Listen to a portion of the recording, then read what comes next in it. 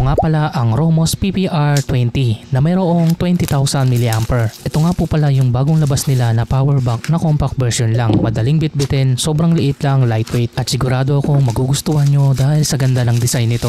Yung mismong built-in nito na Type-C, ito po yung kanyang lanyard. At sobrang smooth din talaga ng finish niya. Hindi siya kapitin ng dumi kahit ganito yung design niya. May built-in lighting na rin siya. At dito naman sa taas, meron siyang isang USB-A na mayroong 22.5 watts at USB-C na may 18 watts input at output 20 watts. At dito naman makikita sa kanyang harap yung battery percent ng power bank na to. Kung ikaw yung taong palagi nabibitin sa baterya, gusto mong madaling bitbitin, hindi nakakangalay, eto na yon mga idol. Hindi mo na rin kailangan magbitbit pa ng cable dahil may built-in na yan para sa Android at built-in para sa iOS. At syempre, fast charging na rin po ito. Maganda rin siya tignan, hindi naman ganun kabalki kaya madali siyang bitbitin. At magaan din talaga siya kaya hindi mangangalay yung kamay mo dito kakabitbit. Tingnan mo naman kung gaano ka-smooth yan mga idol oh. Matte finish yan pero ang ganda ng surface. Chinek ko rin yung kanyang wattage, dapat papalo to ng 16 o kaya naman 17 dahil 22.5 watts to.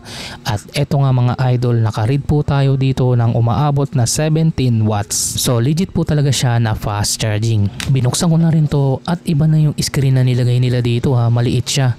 Talaga namang updated na itong power bank na to. Ang cute to. Maayos din yung pagkakalagay ng wiring dito. Makapal din siya kaya hindi ito basta-basta mapuputol. At eto naman po yung kanyang charging IC. Sa likod naman nito nandito yung kanyang SMD power inductor at yung kanyang fast charging control IC. Yung power button nito mga idol hindi yan lulubog basta-basta kasi nandun na siya sa pagitan ng board. Nahaharangan na siya kaya hindi ito basta-basta lulubog kahit makailang pindot ka dito. At hindi talaga nawawala yung kanyang overheat sensor dito. Tinignan ko na rin yung battery nito, 10,000 mAh tong isa, pati yung isa ay 10,000 mAh, bali ang total is 20,000 mAh. Para sa ganito kaganda at kakompact na power bank, sulit na to mga idol.